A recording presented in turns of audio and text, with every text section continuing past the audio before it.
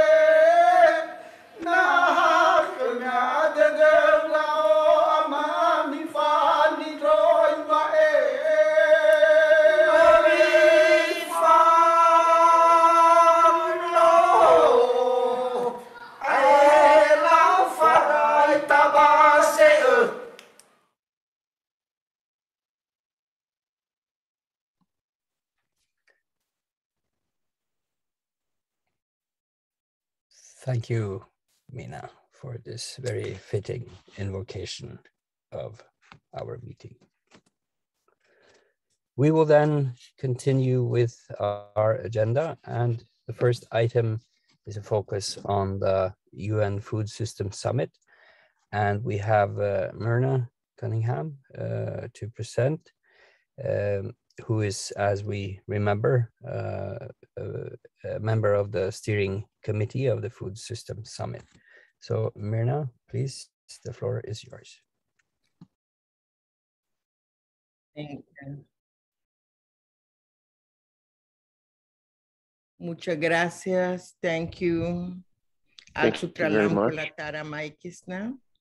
I greet you from my territory, indigenous, Miskito indigenous people from Nicaragua.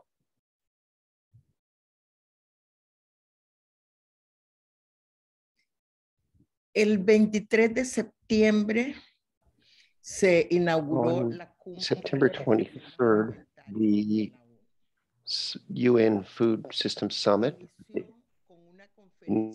began with a press conference, followed by open sessions, open discussions.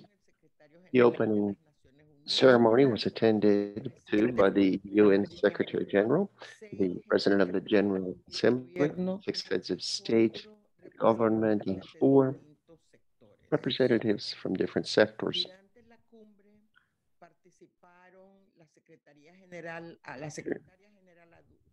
The Undersecretary General Amina Mohammed attended the summit, as well as this Secretary General Special Envoy for Food System Summits, Dr. Agnes Kalibata, as well as 164 heads of state, as well as government representatives and heads of governments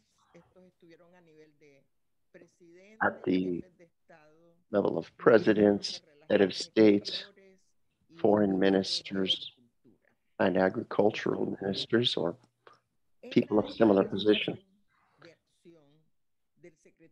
The Secretary General's declaration of action states that food systems must be made to work for people, planet, and prosperity. Those were the points made. And the point on transforming food systems mentions indigenous peoples' food systems, indicating that the journey has profoundly reaffirmed that our food systems are capable of realizing our shared vision for a better world. Around the world, people involved in food systems provide nutritious food to billions of people while protecting critical biodiversity and ecosystems. It is widely believed that we must build on good practices, such as indigenous food systems, invest in science and innovation, and engage people, especially women and youth and indigenous people, and businesses and producers in achieving the SDGs. Likewise, in the same document from the General Secretary, there's a point on intensifying and advancing the implementation of the necessary transformations in our food system to achieve the Sustainable Development Goals. It again refers to the inclusion of indigenous peoples in national processes. El secretario general en su declaración también se refiere a aspectos Similarly, the General Secretary's statement refers also to aspects such as coordination,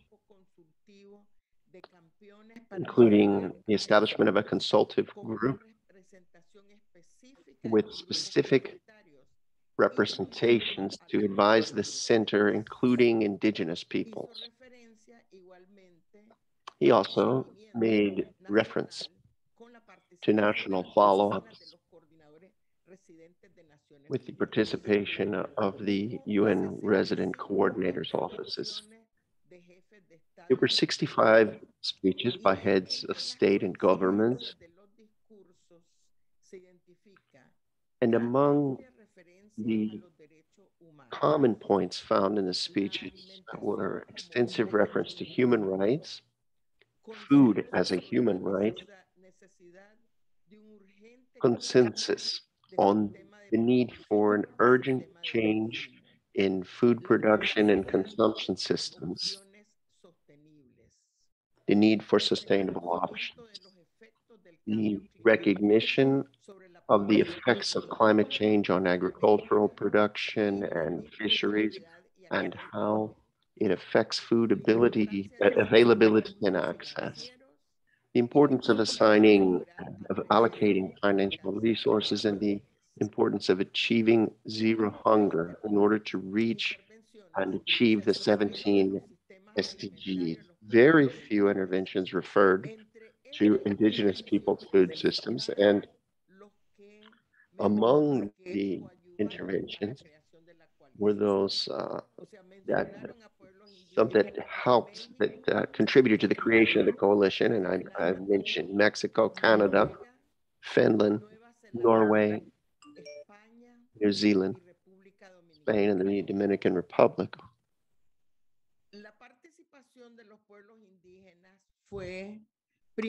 Indigenous people's participation took place first in the press conference, then later in the first part,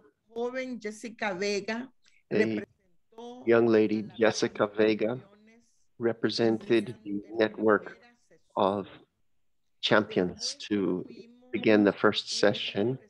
Then we had a 2-minute presentation from a pre-recorded video of indigenous youth.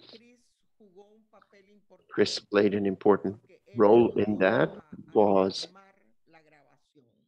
He helped produce the recording, and later I participated in the opening ceremony, and Indu Umaru was also on the closing panel. So in the beginning, they had told us they would give us 2 spaces. The truth is, at the end of the day, we had the space in the beginning press conferences and 4 spaces throughout the day. We also had 2 side events. One side event to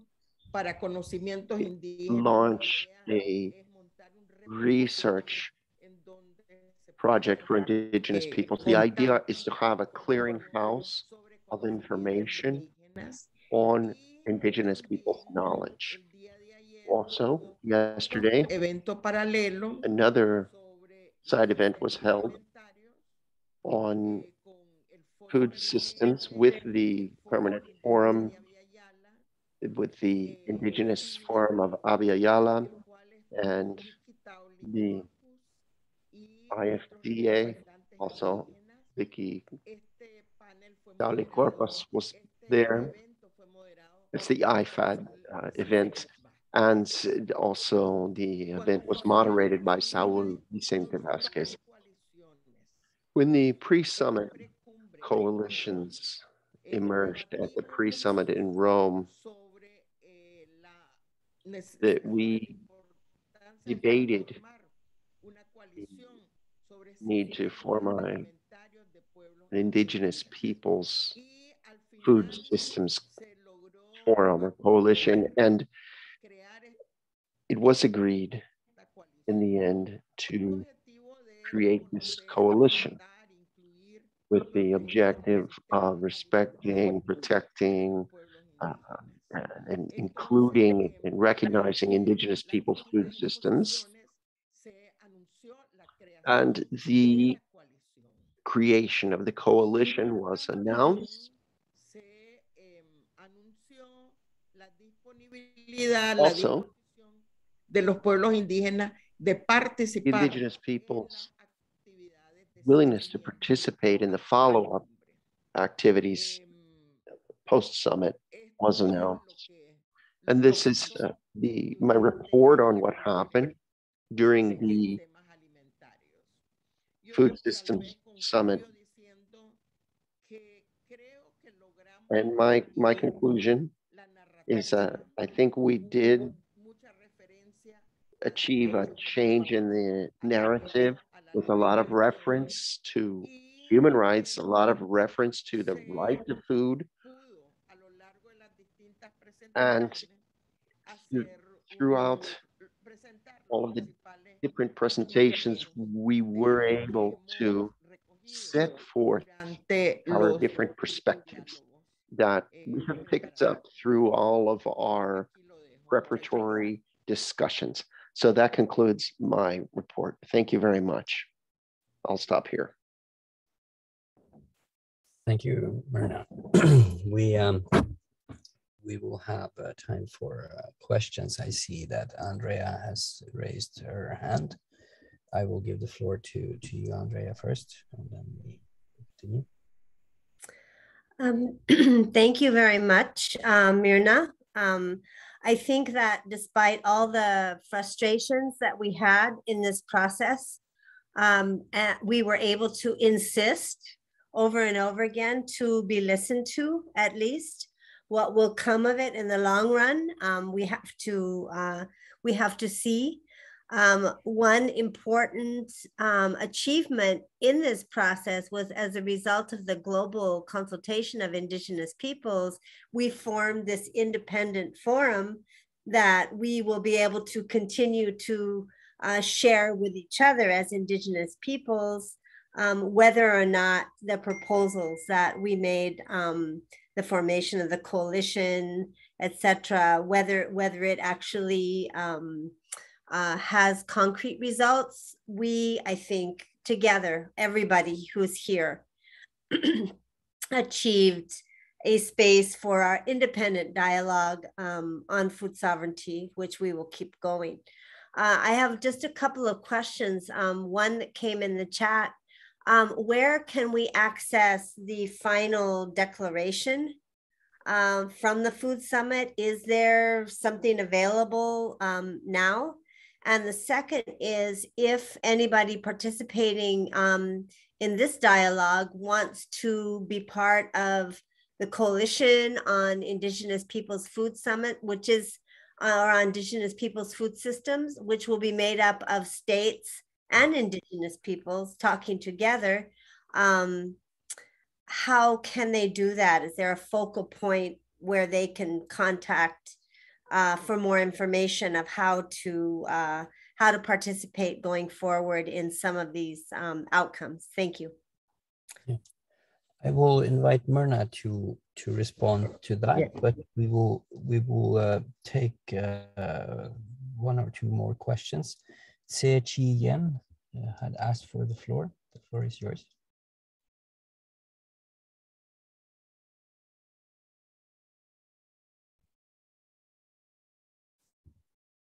Should I go ahead? No.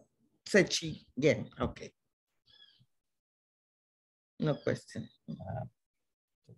We do not hear anything from Se Chi. I will then quickly give the floor to Francisco Rosado May before Myrna will respond. Thank you. Can you hear me? Yes. Yeah. Thank you. I'm glad now my microphone is working. Thank you, Myrna, for such a comprehensive report of what happened at the summit. I follow most of it due to issues of connectivity.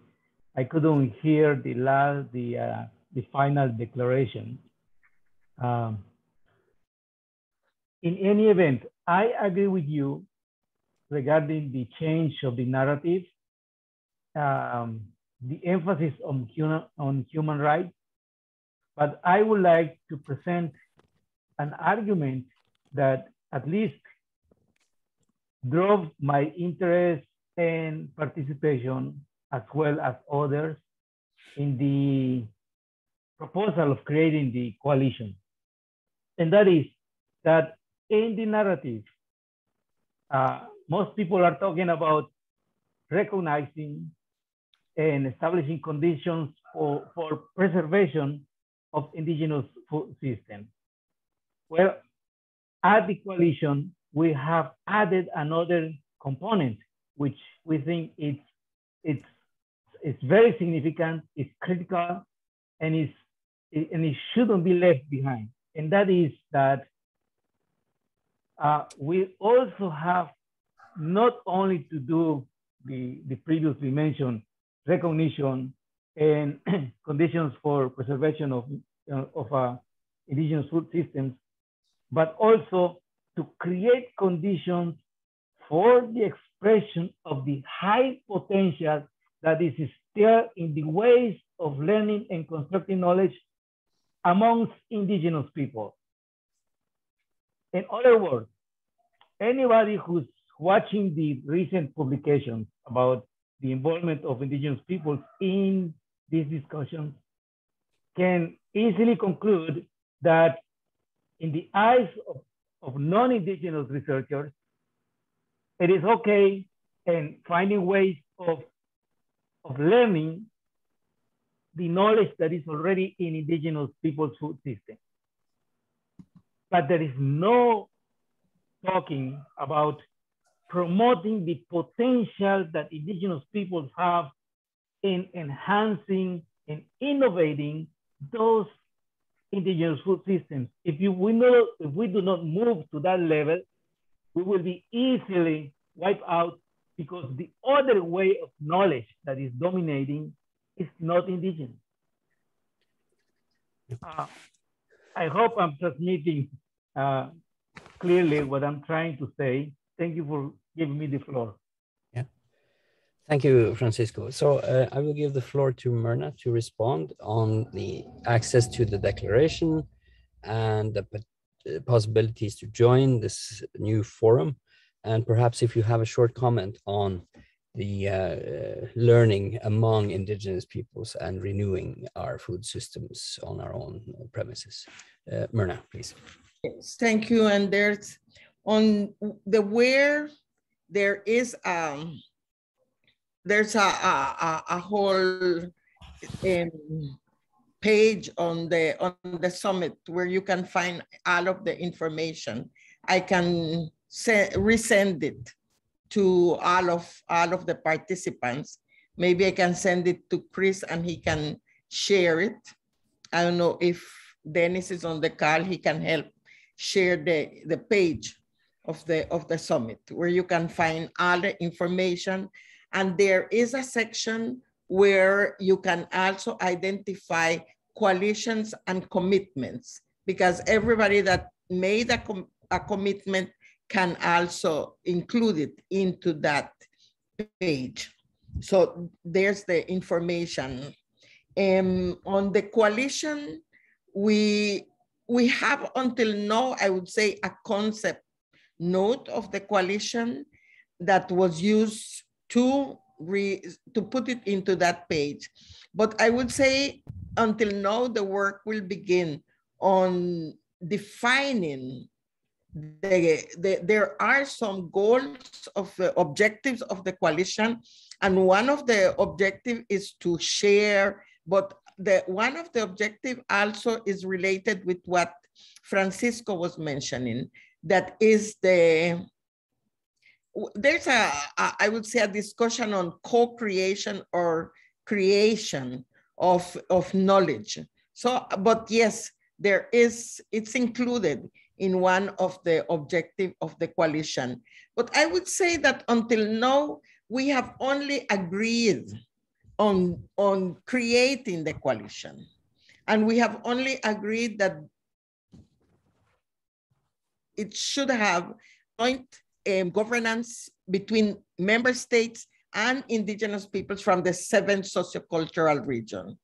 And it's open for anyone to join it. And there will be a template that will be shared for whoever wants to join the coalition. But until now, we are going to, I think we will begin the process of discussing what the coalition will do and how it will work. But we are clear that it has to have joint participation in the governance structure and in the work that is done, it will do between indigenous peoples and member states. And yes, I would say the whole process towards the summit generated conditions for this inter-scientific dialogue between indigenous peoples and science and other science. And I think the exchanges with the scientific group that was established opened that discussion. The drafting and working on the white Wipala paper was another opportunity, but that is an area that have been mentioned all along the process. And of course, agree with Francisco on that. Thank you, Myrna. We are just a little bit behind schedule, but I think this topic of the Food System Summit is of great importance for this group. We shall immediately continue to the next topic, which is that of protected areas and how that relates to our food sovereignty and rights to food. We have three contributors here. I will invite them immediately. First, we have Raja Devashish Roy, the Chakma chief of Chittagong Hill Tracts. Devashish, please, the floor is yours. Thank you very much, Anders. How much time do I have? Well, we had set up, for this session, we had set up 30 minutes. So if I say you have let's say seven minutes each, and then some discussion at the end. Okay, please give me a warning at 6 minutes if I cross 6 minutes. Thank you. I'll try to link up how I see it from a very local perspective of how protected areas affect indigenous people's food sovereignty and other well-being. And my experience is solely with regard to indigenous people's territories in my region, Chittagong Hill Tracts. It's nighttime, so you can't see the trees and insects, but if it were daytime, you would have heard the birds. Thanks to COVID-19, bird population is growing in our region. Now, one of the most serious issues that we have here in the Chittagong Hill Tracts region on the border of Myanmar and Northeast India, hilly region. It's also mirrored in several indigenous territories. You go to Myanmar, northern areas where there's a lot of insurgency and war. Northeast India, we are border Mizoram state where there was insurgency. We still have guerrilla conflicts in my region, but you also have opportunities. Wild bison, very few left, elephant, etc., and some deep forests. We lost most of our forests. Now, and some of the challenge that we face here, I think is quite similar also to the challenges faced by, say, the people in Thailand who have that national park, Kaeng Krachan, which is, I think the military authorities have want to declare it as a World Heritage Site. And then national parks, like even the famous Chitwan National Park, where you have the Bengal tiger in Nepal, where in the so-called buffer zone, indigenous peoples were evicted. And the same has happened in Bangladesh, in the north Chittagong Hill Tracts, bordering Northeast India, Meghalaya, where we have the Garo people. It's a sal forest, what do you call it? I forget. similar to the Tarai region of Nepal. And they called it a national park. And then we have eco parks. We have elephant corridor in my region. New ones were declared just last year. Our regional council is somewhat like, you know, in Nicaragua, Mirna, we have a regional council, semi-autonomous, but not like a province or state. He doesn't know it. I don't know it. I'm a traditional chief within my territory. Elephant corridors happened. And then to the south, we have the new wildlife sanctuary on the absolute border with Myanmar, where you're having the Rakhine guerrillas fighting the Burmese military. And there, they suddenly, a couple of years ago, declared a wildlife sanctuary. Now, the most important thing is, of course, we do not have the self-determination, which was partially recognized in the Chittagong Hill Tracts Accord of 1997, when our guerrillas stopped their 20-year war, made peace with the government, and about 2,000 fighters handed in their guns. Nothing happened with our agreement. The military is still running around in our territory, stopping our people, making up phony wars. But let me come back straight to the protected areas thing.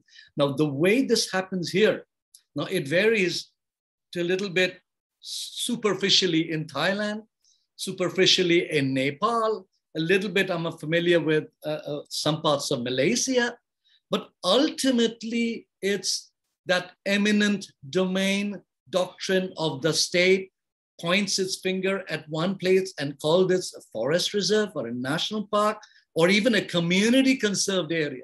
So if you really look at what the IUCN is calling a protected area and what national laws, in Bangladesh, we have the Wildlife Protection Act of 2010, what they called the different categories of protected areas from a community conserved area to national park, to eco park, to wildlife or other sanctuary.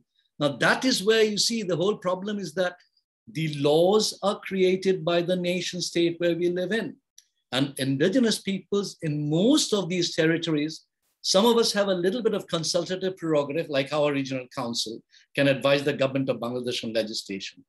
With regard to land and territories, they have some fairly highly autonomous areas like in Northeast India, where the central government cannot pass laws on land without the consent, to Sabah Sarawak. But in most chunks of Asia, which I'm familiar with, is that autonomy is very, very little. And the national government makes those laws. And so there is a huge de-link between how the IUCN, because I was just looking at the IUCN definition of what a protected area is, and it's saying a clearly defined geographical space recognized, dedicated, and managed through legal, I stress, or other means. You don't have to pass a national law and define the way you see it and excluding the indigenous people as to how they see a protected area or a community conserved area as you see it in the IUCN way. And you can bring in the Convention on Biological Diversity, but there I have little practical knowledge, but I have only attended one meeting in Bonn, Germany, but not. But I see Mirna is here. I see Mina is here. Many others who are more familiar with the Convention on Biological Diversity. But one thing I'd say that with the CBD, 1 minute, sir. 1 minute. Okay, Al-Fatah. Where we missed out in 1992 is where the national heritage principle was rejected. So you have national sovereignty, but excluding us other nations who are not in charge of driving the car called the nation state. So, but I think if we can, demonstrate, including at these climate change conference in Glasgow, where hopefully I will go, where nature-based solutions, and I'll be one of the elders there, many, not at the real conference, but at least in the side meeting. But we have to try to convince them that, look, you guys cannot achieve even the conservation without us, because you don't know which tree, which bird, which creature lives where and how. And most importantly, the food sovereignty of our indigenous peoples is hugely, hugely affected by these protected areas. And because of how the pandemic has affected us, movement and so forth, we are going to suffer. If we suffer, then the sustainable development goals of the whole nation suffers as well. Thank you very much. Yes, thank you, Devashish. That was most useful. D-Link, you say. We can see similarities from other regions, also reindeer herding regions, of course. And legal or other means, that was an interesting point you made. I will invite the next speaker, Roberto Borrero, to be followed also by Juan Leon Alvarado. But Roberto, the floor is yours. 7 minutes.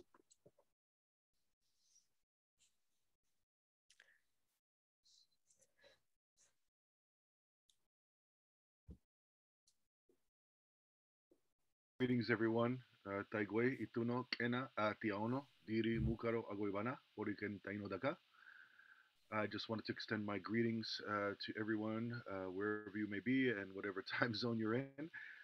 Thank you very much for inviting me to present this brief summary of the recent International Union for Conservation of Nature World Conservation Congress, which took place in France from September 3rd to the 11th. I'm trying to get my next here. Okay, for those who are not aware, the international, the ICUN, we've heard this acronym. The ICUN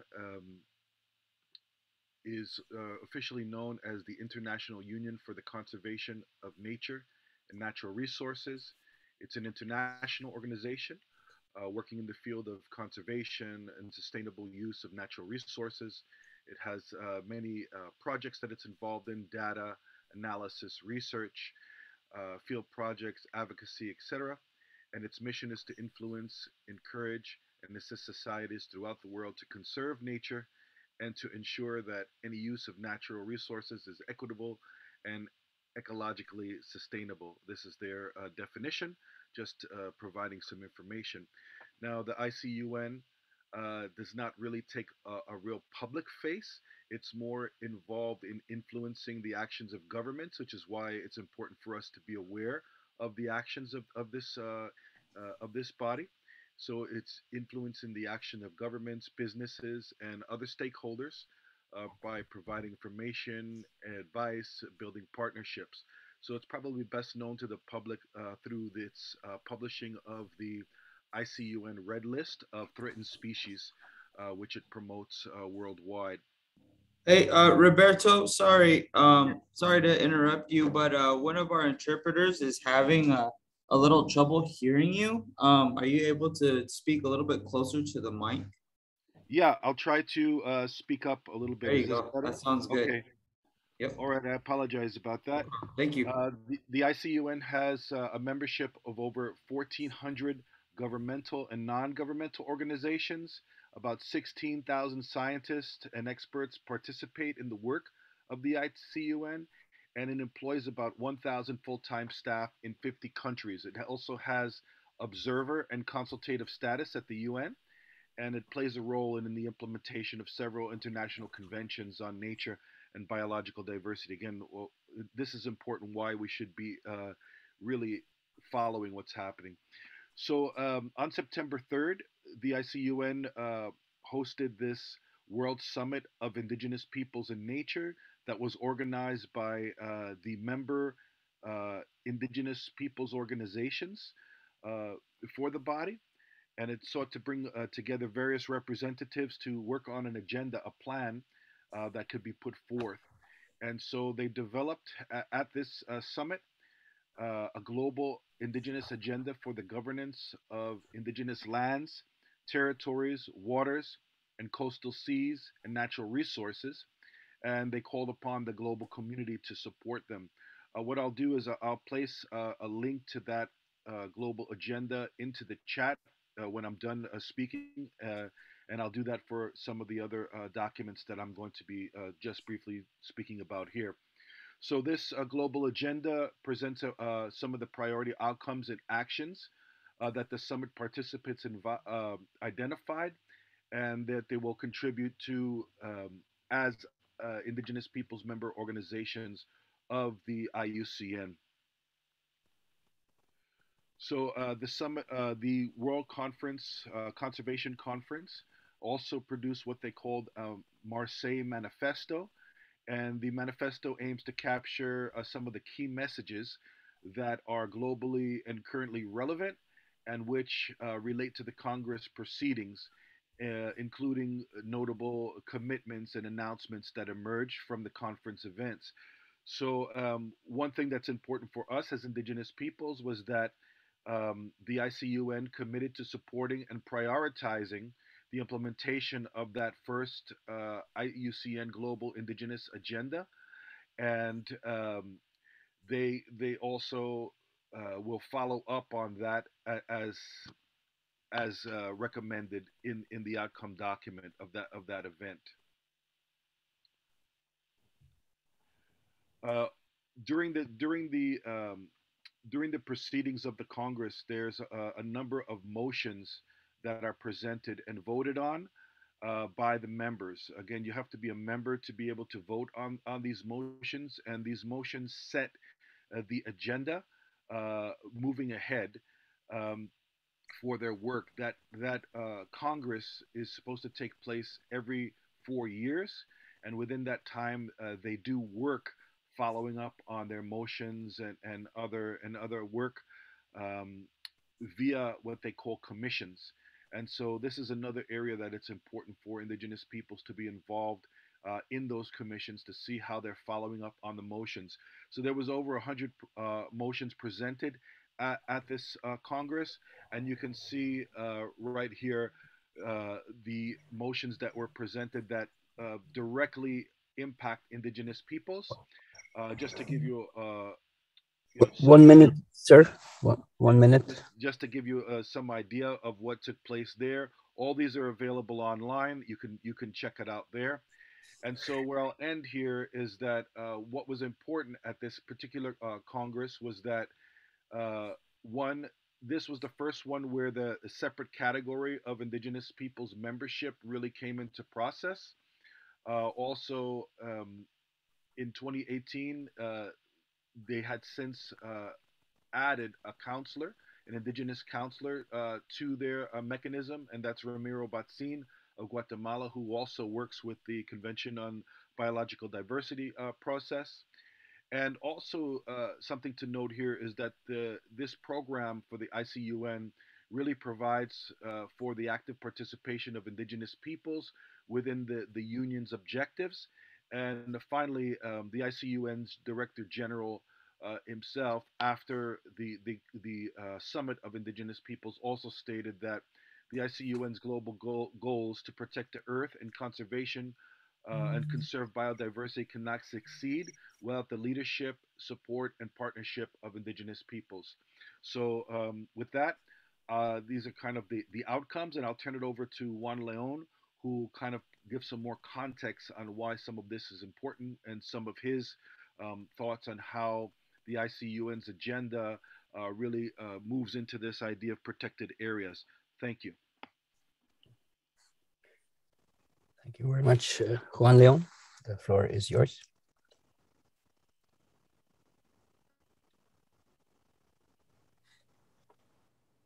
Muchas gracias. Buenos días, buenas tardes. Thank you very much. Good morning, good afternoon, and good night to you all. It's a pleasure to be here this morning with you all. I must thank Rochelle Diver and Roberto Borrero for their presentation and a very detailed report that perhaps we can also share with all of the participants in this group, among others, to discuss the qualitative and quantitative results that we achieved in this conference. And I would first like to begin by recognizing and thanking the grandfathers and grandmothers who allow me to be here in this event.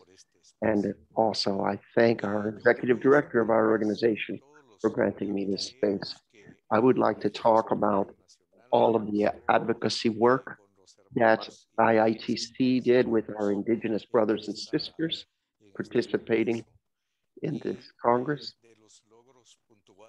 and also about the timely achievements made to clarify concepts and definitions and rights enshrined in the UN Declaration on the Rights of Indigenous Peoples.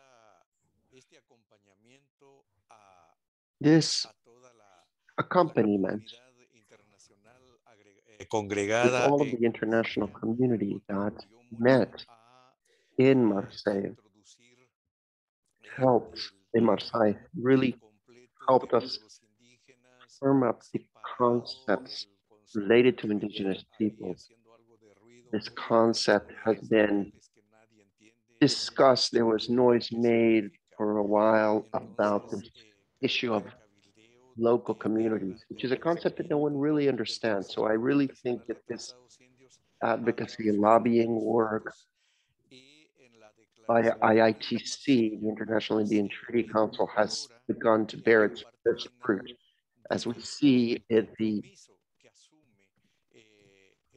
conclusion that the IUCN is assuming a commitment and broadening its global governance agenda on indigenous peoples for their territories, lands, waters, coastal areas, and natural resources. And it fully mentions that this implementation, this is what I really want to stress in this meeting here, as a guide for all of us who are here so that we do not forget this point, that this must be guided by the UN Declaration on the Rights of Indigenous Peoples. That had not been mentioned before in any of the declarations and reports that the IUCN had produced. And so I think we must always remember and keep this, make this point in all of our spaces where we are allowed to speak, to make sure this is the fundamental basis to start from when discussing our rights. So I don't want to take too much longer. I just want to make a call out to everyone here in this group and to all of the indigenous caucuses for us to reflect on. We don't need to continue inventing new texts and ideas and concepts. People do not need to invent new texts and concepts, because since September 13, 2007, this has been enshrined in the United Nations system. We have this declaration to present it in the debates of different fora, whether that is at the Convention on Biodiversity, whether that is at the Food Sovereignty Summit, or this meeting that they seek to hold on protected areas. Clearly, for us and for yours truly, this concept of protected areas constitutes genocide against indigenous peoples, because the modern idea of protected areas that the states and governments seek to implement is based on exploitation and extraction of all resources by governments and corporations, and it equals the destruction of our peoples, of our indigenous peoples, and all of our knowledge and our wisdom and our sciences and our ways of life. Put it simply, it is the destruction of a large part of humanity, and we, together with our organizations, can launch a good defense against this. I would like to mention that I agree with my brother Roberto that we should incorporate all of the work that is done on indigenous peoples within these contact groups of the IUCN and other entities. And I also think that it's critical that we indigenous peoples defend our right to self-determination and self-governance Indeed, including within the IUCN Indigenous Caucus, I don't think there was a true autonomy of work because I don't know, I'm not explaining it very well, but I think there was a practice where the Indigenous Caucus was following up simply on the agenda established by the IUCN, and everything set forth by the IUCN and their agenda is not always necessarily favorable to us. So I think our caucus must set our own priorities, just as has been done in other caucuses and in the debates and discussions that led up to the approval of the declaration. So I just want to mention these points. I want to also thank our brother Anderson for his encouragement from the Sami lands for us to continue this fight. I think we all must learn from each other. We have so much to learn as a common force as we continue working together and to form this link to the new generations. That's the point I really wish to make today, that it is so important for us to link to the new generations who are joining this work and these debates, because they really may not know about the existence of instruments such as the UN Declaration on the Rights of Indigenous Peoples. At least that was my experience and my impression in this work that I was involved in. Thank you very much, everyone. Thank you for the translation, and greetings to all. Thank you. Thank you, Rebecca. Thank you, Juan Leon, and also thank you very much to Devashish and Roberta for our speakers' concise and very important remarks. We will open for some questions to our contributors. I see that there is someone in the audience already signed up. That's Ronaida Perman. I will give the floor to you and ask if anyone else would like to direct questions to our contributors. Floor is yours.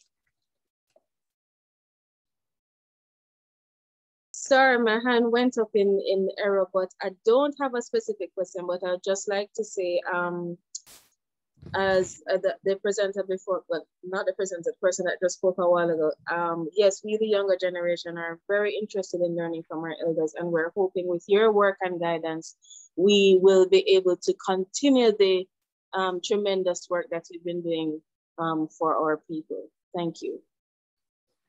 Thank you very much. So we have some time if anyone else would like to address our speakers or raise any other questions. We could see the last time we had our meeting that the issue of protected areas was really an engaging one. And of course, it is intimately linked with our food sovereignty. And so we still have time for a question or two. I see Andrea, you have your hand up. Thank you. And thank you for the presentations so far. I would just like to mention that the International Indian Treaty Council is launching a project that's really cross-cutting among all our program areas, focusing on protected areas. And one of the things that we want to do is collect case studies like Raja Devashish Roy mentioned. I know there's one when we were in Guatemala where an indigenous community's waterway, their river, was actually confiscated by the municipality and the state as a protected area. They had protected it all this time and now they don't have access to it. And those kinds of examples, we're trying to compile them from all regions. Anders, you mentioned that this was an impact in your region as well with the reindeer grazing areas. I think what we've mainly focused on in the past is more cases in Africa and some in Asia, but we're really finding that this is a multi-regional issue. And even in the United States, I was at a presentation by the Black Hills National Forest talking about how they were going to start a conservation plan through the federal government. This is recognized treaty land, you know, so I think we need to really come together globally to talk about how we can enforce our rights based on the UN Declaration on Rights of Indigenous Peoples, as Juan Leon mentioned. So please contact me, Andrea, at treatycouncil.org. If you have examples that we could incorporate in the work that we're doing, and we'll try to get some funding for some researchers also on the community level. Thank you. Thank you, Andrea. Devashish, you have the floor.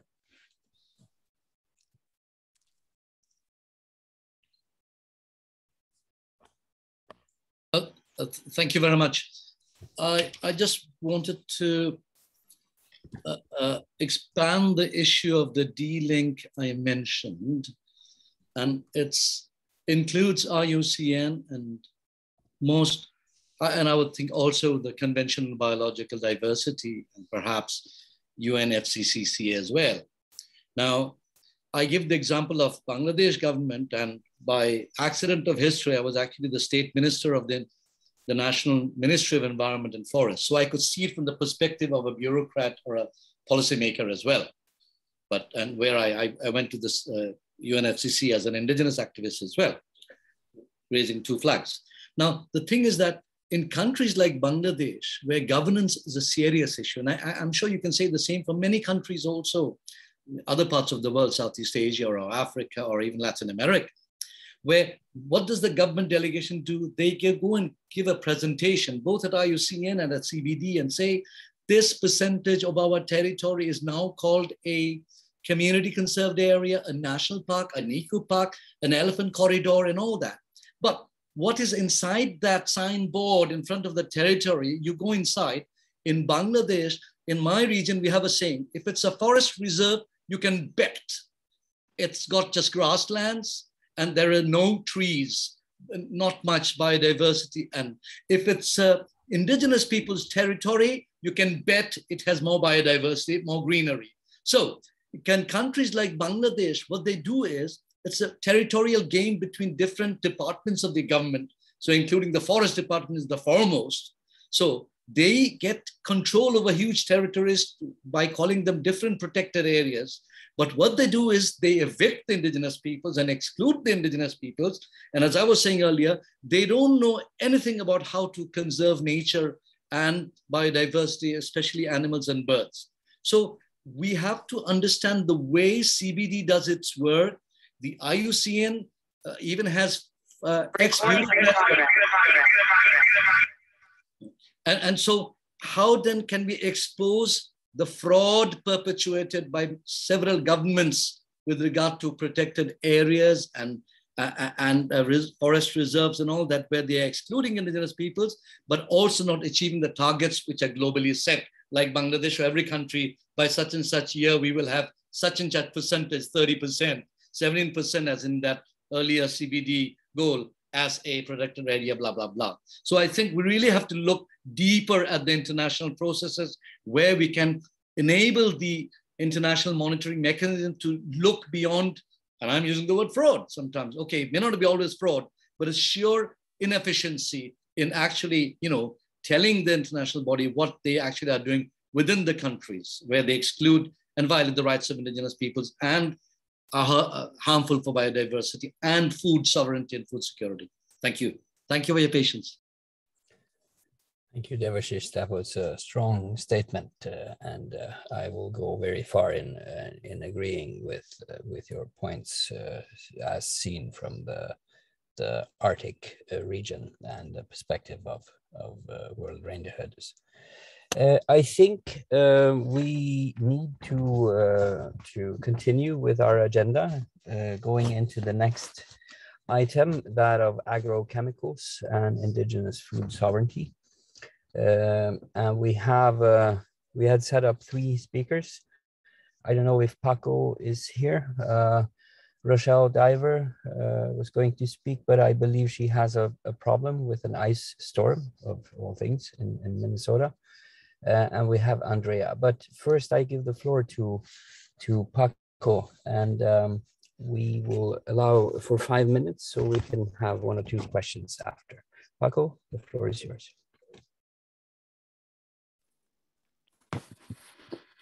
Sí, muy buenos días a todos. Yes, good morning to all of you.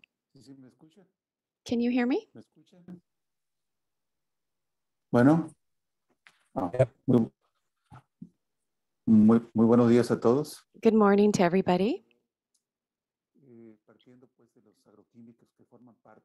Well, we're talking today about food sovereignty and agrochemicals related to this, and we consider the importance of pesticides is very important. Concerning pesticides, they're affecting all of our indigenous communities, and using that as a starting point, I want to share with you a short presentation that I have here in my computer. And I think that our region, the Yaqui community, our Yaqui nation, we have an agricultural areas that has 25,000 hectares, but we only are using 18,000 hectares. And I give you this information because right next to our agricultural land, we have 218,000 hectares. And this is this huge area that's being used with agrochemicals. So in this area, we only have one kind of crop. And because of this, then they use a lot of pesticides in this area without the proper control. Then there are a certain amount of agrochemicals that are being used. And we arrive at a point where our government, and I think it's a good posture, our current government issued a decree against a pesticide that is used all over the world, and that is glyphosate. Prohibited its use. Now there's a decree that started in recently, and we consider that this is putting a stop to these big corporations of using this type of pesticide. And this also then has its influence where with other corporations are involved in the sale and distribution of these types of products. So the Yaqui people, through some conferences that we had in 2006, then there, our Yaqui authorities, they issued a declaration that is still effective. And then we see that there's a very close relationship between the Yaqui people and the Yaqui authorities, where we have this plan of justice, and we consider that this plan has in their agenda that declaration against the use of pesticides, because we want to inform you that the International Indian Treaty Council, and through me and some other people, we were able to recover many testimonies. We collected much testimony, and we had hundreds of them that we were able to collect. And it was especially for the detection of illnesses caused by contact with pesticides within the tribe. And I want to be very concrete about this.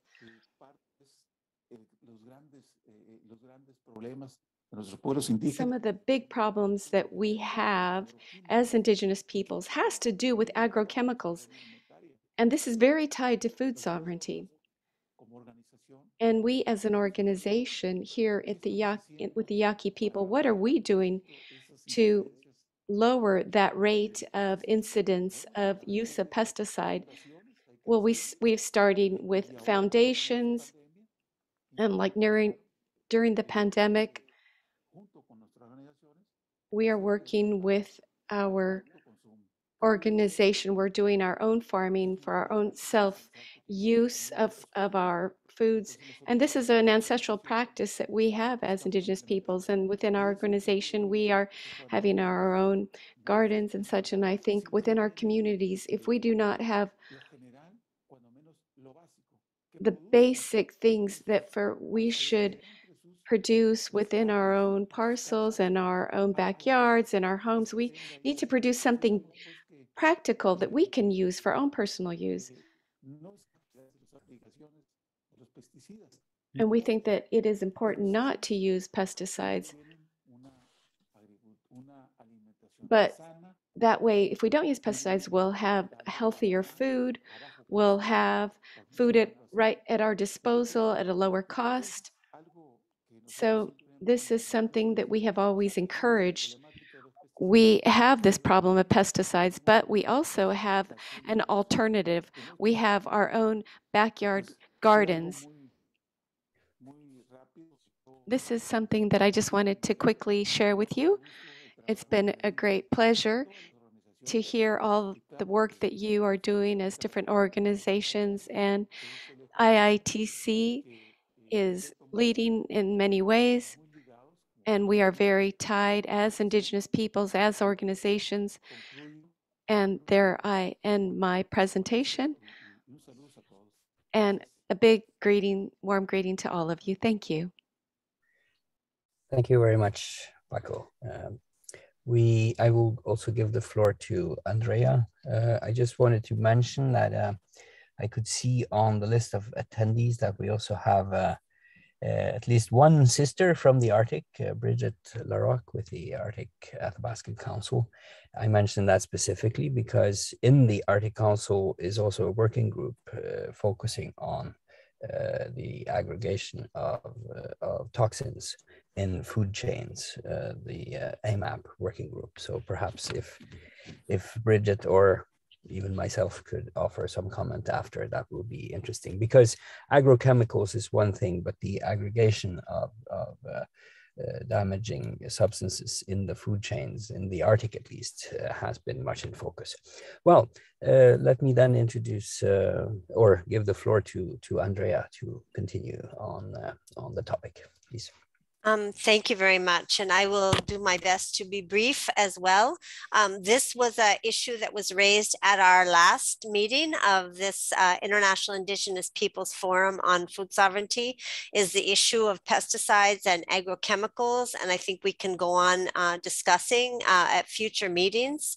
But I will just say briefly that we came to focus on this work from a couple different directions, like so often happens with us. There was an outcry beginning in our Yaqui communities, as Paco mentioned. We are hearing, especially from the mothers, the midwives, about the rising levels of birth defects, children born with leukemia, pre-breast cancer conditions in preteen girls, a tremendous amount of reproductive health impacts. At the same time, in 2001, we hosted in our office in San Francisco the first visit of what was called a new position then, the United Nations Rapporteur on, there was a long name, the impact of on human rights of the illicit trade of hazardous materials, etc. And we hosted a meeting of Indigenous peoples from the Arctic in Alaska and Canada, as well as United States, Guatemala, and Mexico. And we found, talking to each other, we were all being affected in different ways by these same chemicals, but one of the most profound impacts was on reproductive health. And we begun to call it environmental violence in different gatherings of especially Indigenous women that we organized, because we found out that in this research and through even the rapporteur, that a lot of these pesticides that are being used are actually banned for use in the exporting country, like the United States with glyphosate, with Monsanto. And we found out that that's allowed under the United Nations Rotterdam Convention. You just have to inform the importing country of the fact that these chemicals have been banned because they're known to cause cancer, birth defects, and many other issues that affect our future generations and our generations currently.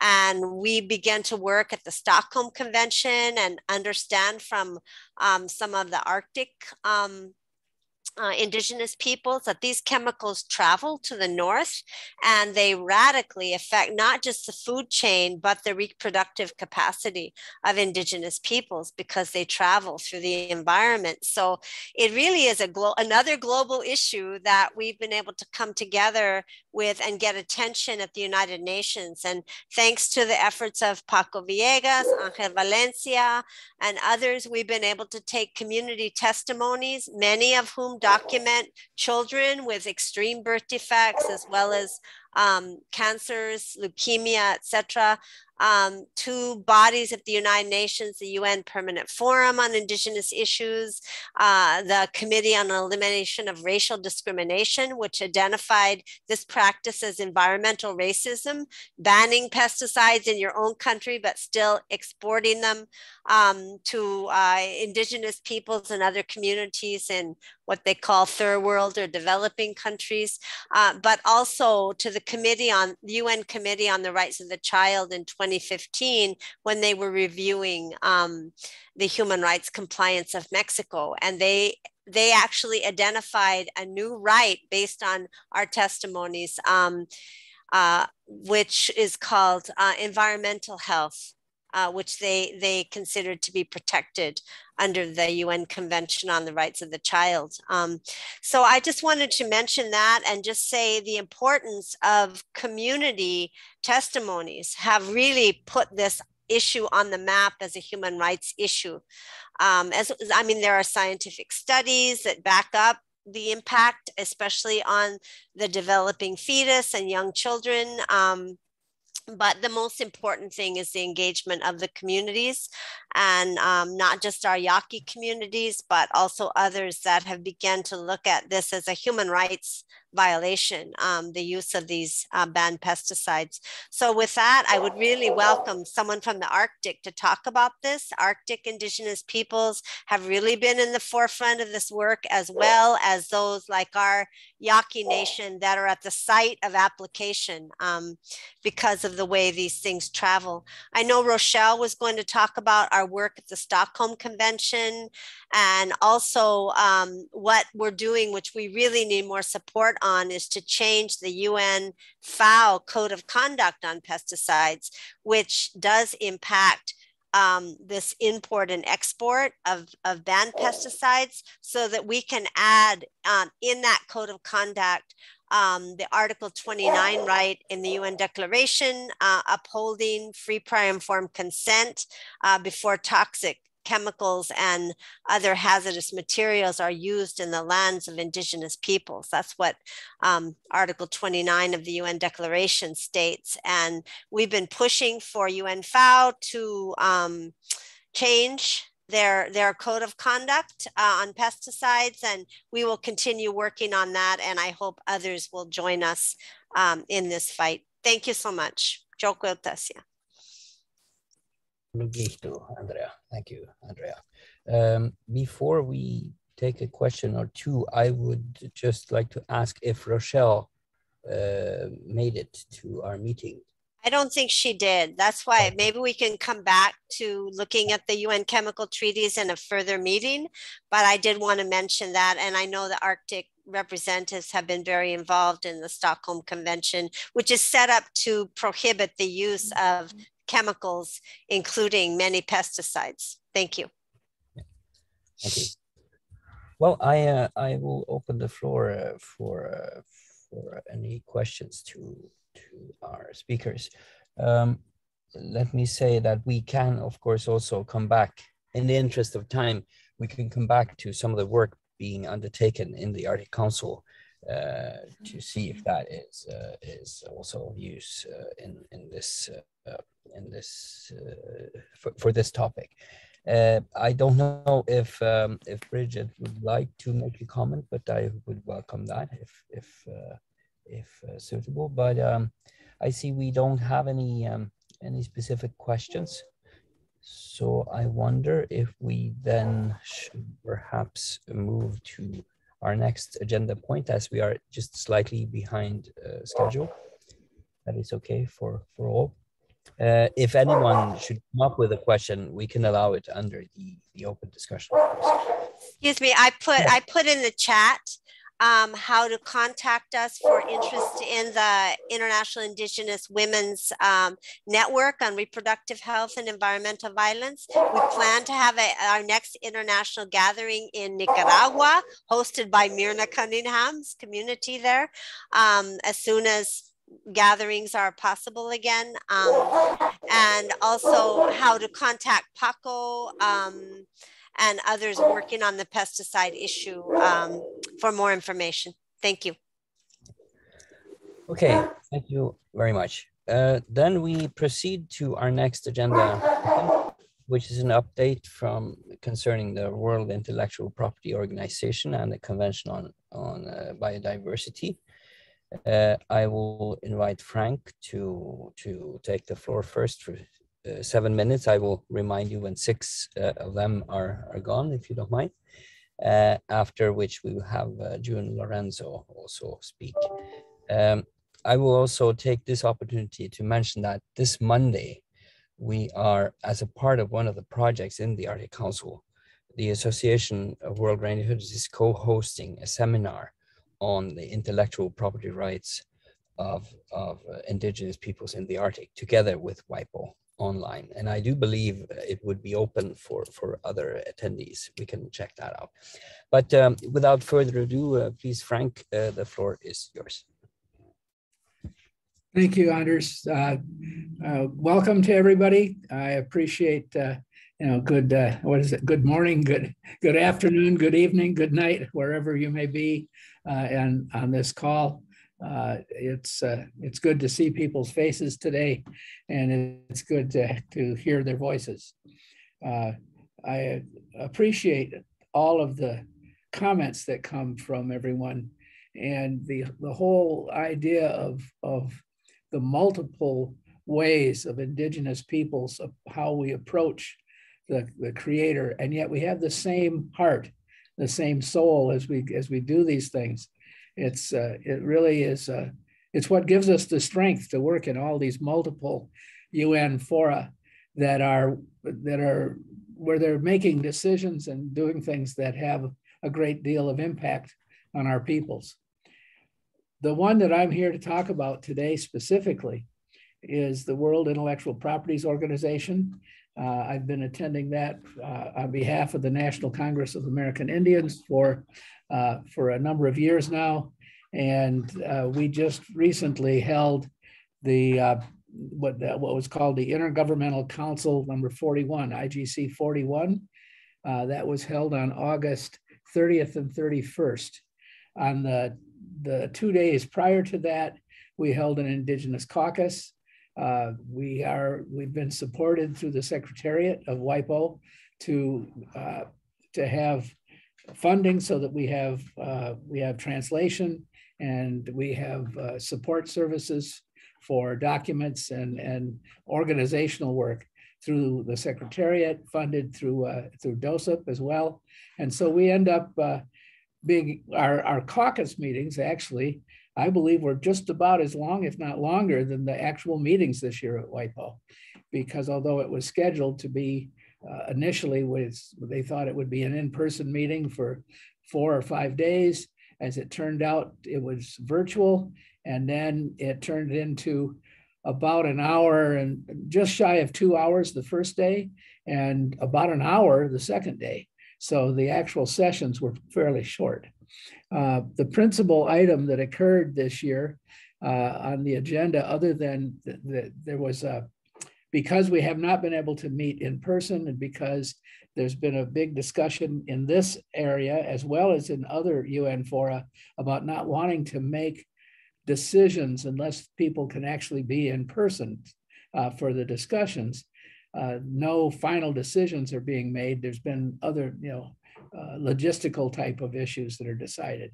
And so for indigenous people, we pointed out that one of the biggest issues for us is that since we're not directly involved in the negotiations often, the best way for us, and in fact, the most efficient way for us to energize ourselves and work with things is we meet in the halls. We meet at dinner, we meet at lunch, we meet in the hallways with the various parties, and we get a chance to go to some of their caucus meetings and talk to them as well as have them come to ours. These opportunities are not available when we're doing a virtual meeting. So that's great. It hampers us a great deal to function. So because of, and not only is it a problem for us, but it's a problem also for many of all the other NGOs that are out there, all of the other folks that are working on these issues. And it's even a problem for the parties themselves in many cases. We also have a problem in that the unequally distributed internet access around the world, where it's very difficult for some people to even get online. So these were issues that we raised we had an opening statement and a closing statement. We actually were called upon to make comment on one of the agenda items, which doesn't always happen, but they surprised us and asked us if we had a comment. So we did, and that was on the issue of the mandate. Because we were unable to get the issues proposed that had been proposed for the last 2 years done, they have extended the mandate for the next 2 years, and we concurred with that. In the main item on the agenda, the first day of the IGC 41 was an Indigenous panel of experts to speak. We had 3 experts who spoke. Bibi Barba she's Aborigine from Australia, Stephen Benally from Dene from the US, from North America, and Jennifer Tali Corpus from the Philippines. Each spoke on a variety of issues, but there were the principal points that came out. I think that if there's just a couple of things, I know, and because of time we're short, but Stephen Benally made a statement that really rang with all of us, and that is that nature has the patent or the trademark on all of life, all of this knowledge. It isn't for us, this is what we mean when we talk about traditional knowledge. And in the WIPO, for those people not familiar with it, we're talking about 3 things. We're talking about TK, which is traditional knowledge, TCE, which is traditional cultural expression, and GR, which is genetic resources. The principle, there's 2 intersections here with the food issues. The first is in traditional knowledge, and the way that we, as others have talked about here, how do we not only follow our traditional knowledge and use the traditional ways we've done it, but how does that traditional knowledge guide us as we move into the future? In fact, make using the basis of that knowledge to do innovations in food production. And that still is traditional knowledge. The other one is in genetic resources. And this was an issue that was brought up the second major point that I wanted to talk about. When CBD and the WIPO were first initiated a number of years ago now, our level of technical knowledge was at a certain point. We have just grown by leaps and bounds since then. And what's happened is that there's now this genetic sequencing. And this, of course, as you know, is where you get the sequence of a particular plant or animal or whatever, and then they can modify it or take parts of that sequence and move them around and do things that were never done before in nature. And what we're concerned about is the huge ability for misappropriation of traditional genetic resources to be sampled and then modified and moved around, and you totally lose the ability to track them as they move from one lab to another around the world. And so people were really concerned what impact this is going to have on the ability of protecting our traditional genetic resources for indigenous peoples. So we've raised that issue. That was raised at the CBD, as we understand. I wasn't there, but we heard a report about that in the meetings recently, and we also raised it in our discussion at WIPO, thinking that we have to be adaptive. We have to keep these discussions moving in a good way. And the principal purpose of the whole WIPO is talking about patents, trademarks, and copyrights. And for indigenous people, much of our knowledge and the things that we want to do, we can't use patents, trademarks, and copyrights because they're ephemeral. They go away. After a certain period of time, whatever they're protecting becomes part of the public domain. And this is a dangerous thing for us. And we won't take secret and sacred knowledge, for instance, and use one of these mechanisms to protect it. And so there's trying to keep these issues for us of traditional knowledge, traditional cultural expression, and genetic resources for indigenous peoples, trying to keep these from getting swept up in this international agreement that they're working on patents, trademarks, and copyrights is a really difficult thing. It doesn't mean that if we write a book, we wouldn't copyright it. It doesn't mean that there aren't uses for these tools by indigenous people, but we can't use it in protecting a great deal of our traditional knowledge because while it might give a short-term protection, in the long run, it would move it completely out of our control. So that's a summary of what had happened at WIPO and how this is moving forward. I know that June is going to be presenting here shortly, and there may be some gaps in what I've talked about here at WIPO, and hopefully she will be able to fill those in, and also any of the information that came out of CBD. So with that, I'm going to yield the rest of my time, and I thank everybody for listening this morning. Thank you, Frank. That is substantial concerns you bring to the fore. We will continue with June Lorenzo to fill. I don't know if there were any gaps there, Frank, but to the extent that there were, June, please feel free to also fill those. June, the floor is yours. June is not on the call. Mm-hmm. Okay. Well, in that case, well, I have also a bit of a challenge because my computer's batteries are now dead. Usually they last a little longer. I don't know why. Maybe it's because it's a bit cold here. This means that it's hard for me to see those who raise their hands for questions. So, but anyway, I will open the floor for questions to Frank on these topics, and perhaps Chris can help me to assign the floor to those who want it. Yes, right now we have Andrea raising her hand.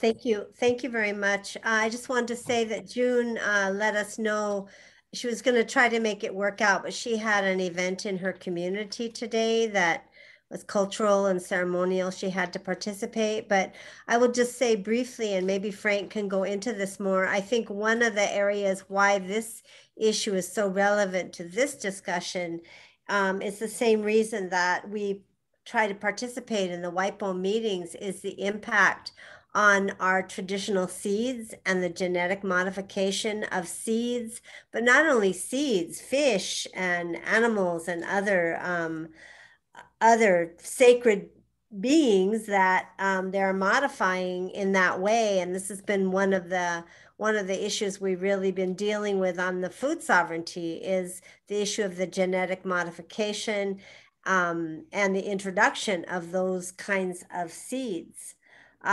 Which were introduced into our communities at the same time the heavy pesticide use was, so they kind of go hand in hand.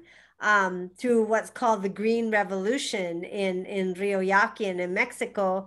And it's kind of funny how, you know, these new terminologies that they keep coming up, you know, with like green revolution, green economy, protected areas. Now we're dealing with the climate change, something called nature-based solutions that they came up with, which is a basis for carbon trading. Anyway, I wanted to see if Frank had any comments, because I know this is what June was going to talk about, being also from a farming people, the pueblos, about the issue of genetic modification of our seeds, our traditional seeds. Frank, what's going on with that at WIPO? Well, you know, thanks for that question. That's one of the big issues that we talk about, is protecting our heritage seeds and, you know, protecting the natural world. I think that this is an issue that it brings up another issue that sort of ties in with a lot of the other discussion that's been here today. And that is somehow the idea that of giving, I would say, the personhood of nature. Thinking that if we elevate nature to the rights of people, then people will be able to, people will sue on behalf of nature to protect it. But the question is, and this is where we're running into problems, who speaks for nature? Who speaks for these things? One of the things that I worry is what happens when we have international corporations deciding to sue on behalf of nature and get us off the land because we're endangering their profits, because we're, you know, there's, as you can see what's happening, and we've heard from Davashish and others here that indigenous people sort of get in the way of these big schemes. And that's the same thing that we run into when we're running into wanting to protect our heritage seeds and protect our animals. All of these things are things that are of importance. And what we're doing is that nature, you know, in almost every place on earth, people, on all the different creation stories, people are the last ones to be created. We're the last ones here. And everything's here before us. It all has this relation. It all has this superior existence to us. And we're here. The rest of the world can live well without us, but we can't live without all of the gifts that come from all these other beings, all these other places. So our duty is to respect them. Their duty is to produce lots of fish, for instance. They produce a lot of fish. Well, they feed the eagles and the bears, and they feed us, you know, and they feed other fish, for instance.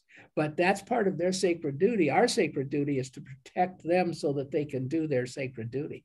And this is true for the plants. It's true for everything that we have. And when you start getting into these modifications and trying to mess with Mother Nature and to mess with these processes, we really run into this fundamental difference in worldview between indigenous peoples and the non-indigenous world.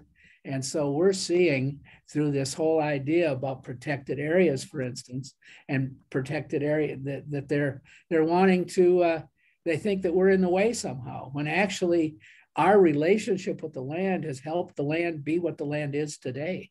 There's virtually nowhere on earth that's completely unaffected by human populations and how we treat it. We know that certain medicine plants, for instance, those plants respond when we need them. They're there and we take care of them and they flourish. But if we ignore them, they sometimes go away. In other words, so much of nature is involved in this human nature relationship. That the world, the natural world is dependent upon this relationship and this reciprocal respect that we have and that all these other beings have for us. And so that, to me, this is a critical part of what we're doing. And this is what I think of when I'm going to WIPO, but also to the other areas, such as the climate change talks, which are coming up soon in Glasgow. Thank you. That was, thank you, Frank, for sharing perspectives. I think you caught us all there. I see Roberto has asked for the floor.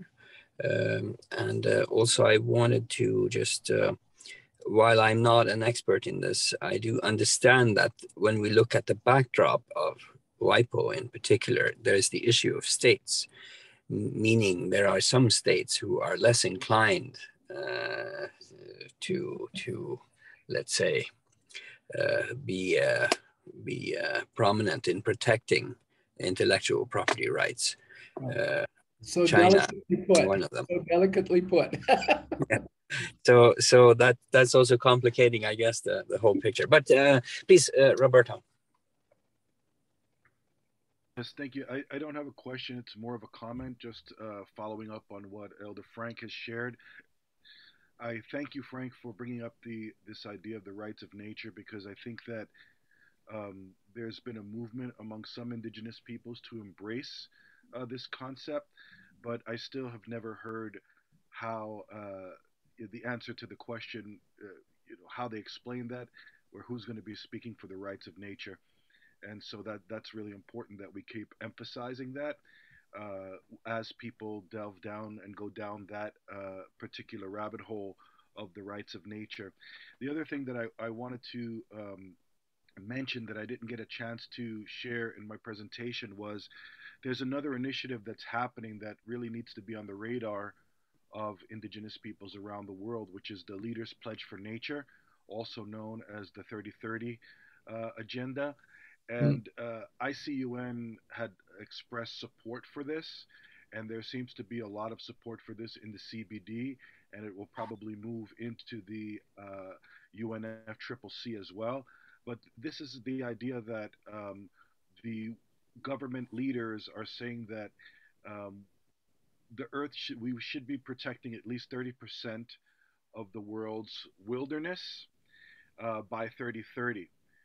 And when you understand that indigenous peoples currently hold or the territories of indigenous peoples encompass, according to the statistics, about 25%, the question is, whose 30% are they asking for? And this is something are they going to be using in this to promote this? And so while this might sound like a wonderful initiative, and I think as organizations like IITC have put, yeah, this is great, but can you do this without, you need to do this without impacting the lands of indigenous peoples. You need to come up with other lands to hold this 30%, and we can, as indigenous peoples, control our lands. But from what I saw in the ICUN conference, I don't think that that the governments are really seeing it that way yet. So that this has to be an initial, this has to be an extra push from indigenous peoples, because there are some indigenous peoples who, like the ones supporting the rights for nature, are also supporting this idea of protected territories. And so we really need to have these dialogues openly amongst indigenous peoples to really clarify and put forth our positions a bit more strongly, because I don't think that the UN or the government see protecting that 30% without impacting indigenous people's lands. And that's just a feeling that I got from seeing and talking to some of the folks who are involved in that conference. So I think that this is could be a potential for another major land grab for indigenous people's lands. So it's just something that we should all be aware of. Thank you. Thank you, Roberta. I would like to propose that we put the 3030 plan on the agenda for our next meeting. Those are really profound concerns you share there. I see Devashish is asking for the floor. I will give it to him. I think we need to, I cannot see anyone from the audience asking for the floor. So I hope you will forgive me as time is running. After Devashish, we should start to move for our final point of the agenda, namely the closing prayer. But Devashish, please, the floor is yours. Thank you, Anders. If I pronounce the name correctly, I'll try to be brief. I wanted to actually ask frank, but perhaps we can be one-to-one to enhance my knowledge of the debate of intellectual property versus heritage. You sell property, but you don't sell heritage. Taj Mahal, Eiffel, whatever. Now, but to me, a very fundamental thing about all these debates seems to be the indigenous and the non-indigenous view. So, and that is illustrated also by the thing of heritage versus property. I don't sell the Taj Mahal. I don't sell my mother. I don't sell my ancestors' cremation ground.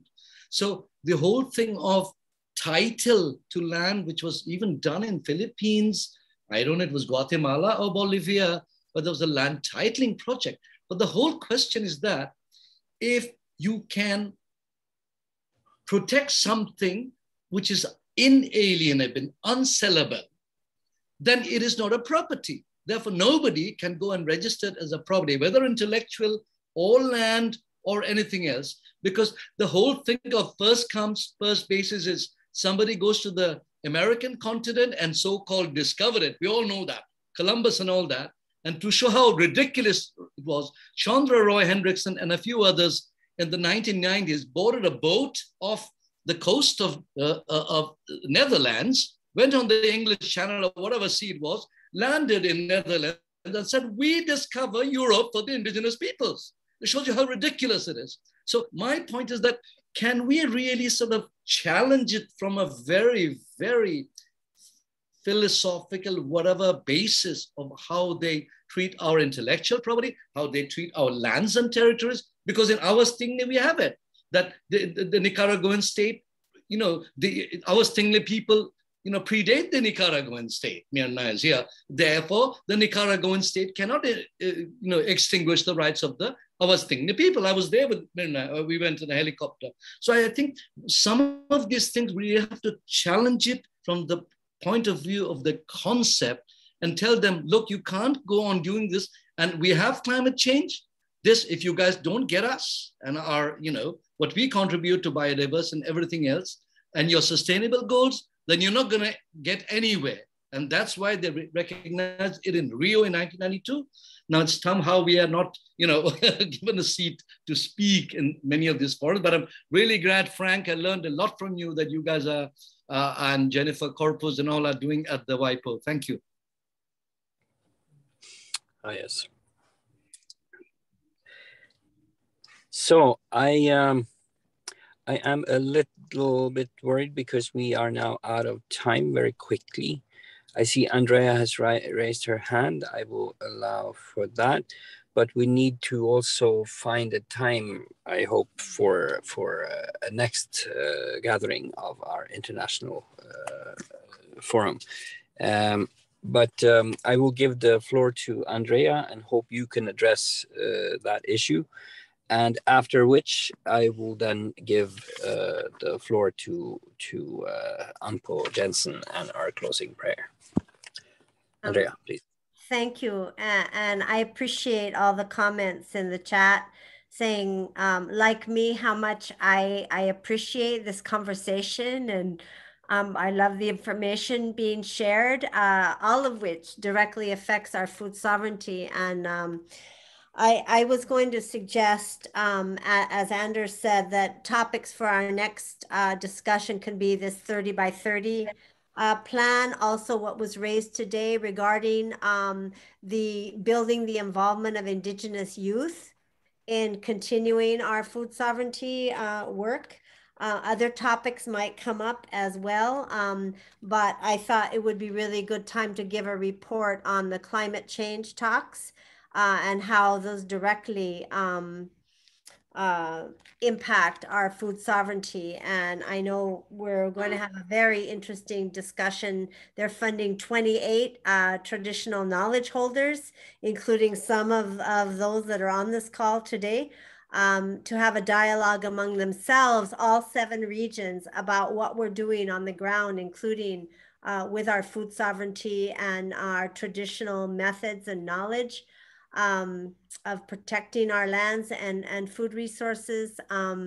Anders, Devashish, Chris Honani, and others that are on this call will all be part of that discussion at the COP26 in Glasgow.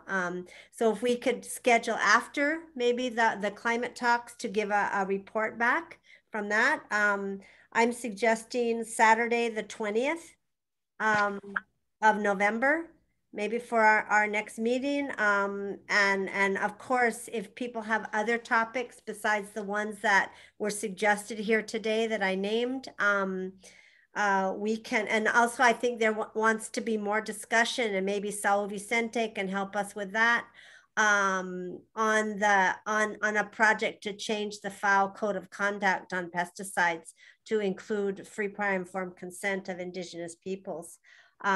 Those are some topics we could include. And is the 20th all right for the next meeting? It seems Saturday is a good time. For some people that's a Sunday, but we'll change the time again to evening time, Pacific time, so that I know our Pacific folks that are following this discussion have a hard time doing it in the middle of the night. So maybe we can go back to our original time, which was 8 p.m. Pacific time, so that the Pacific and Asia people and Africa people have a easier time.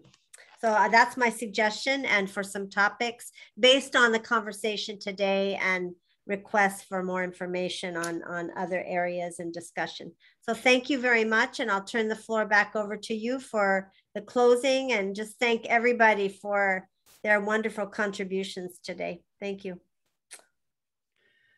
Thank you. And I cannot see any wild protests to the excellent suggestion from Andrea. So I take it we will go for 20th November. And then the only remaining task I have is to now give the floor to Anpo Jensen, who's an Oglala Lakota and also an environmental health consultant with IITC, for our closing prayer. And let me say to all of you, thank you very much for our profound discussions. It does feel very significant that we are able to have these discussions. So thank you to all of you. Anpo, the floor is yours.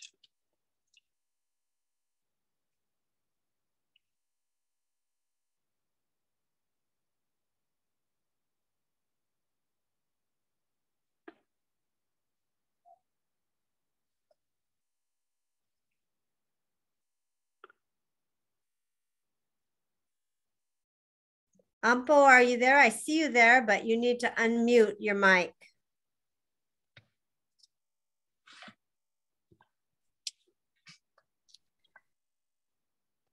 Yeah, sorry about that. Okay.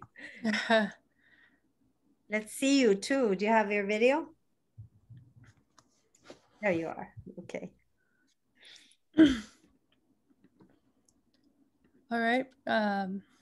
Mitakiapi. Good morning, my relatives, or evening.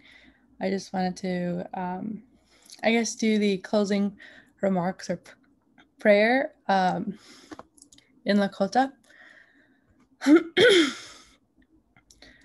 Tungashla lampatiki na lech kaituki lilo bila tanka chichi tungashla na lem mitita kuya wamin chaglagli lawashte walake chachante mawashte na unshilape tungashla na oyateki zania chela baza unkaya pena uchoni na wichozani unshilape na oichakia tungashla. Mitakiase. I just prayed for everybody. I said, I'm really happy to see all of you. I consider you all my relatives. And I prayed for your minds, your hearts, and overall goodness for all of you. I learned a lot today. Wopila tanka jijie.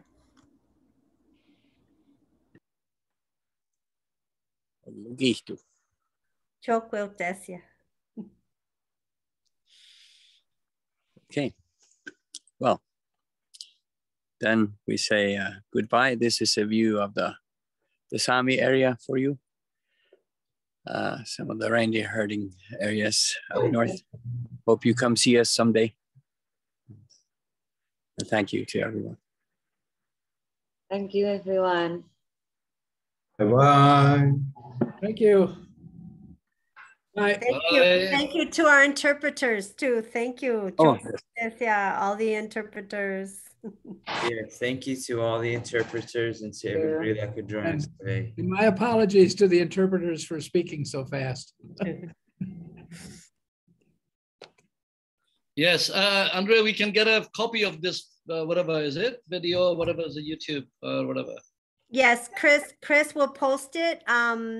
And we have a recording in Spanish and English, I think. Yes. I don't know about the other languages, but Spanish and English, we do have the interpretation of this meeting, and it was excellent. Thank you, everybody, for your Thanks amazing input. Thank you. Joko Tasia. Thank you. Thank you very much, Adis. Yeah.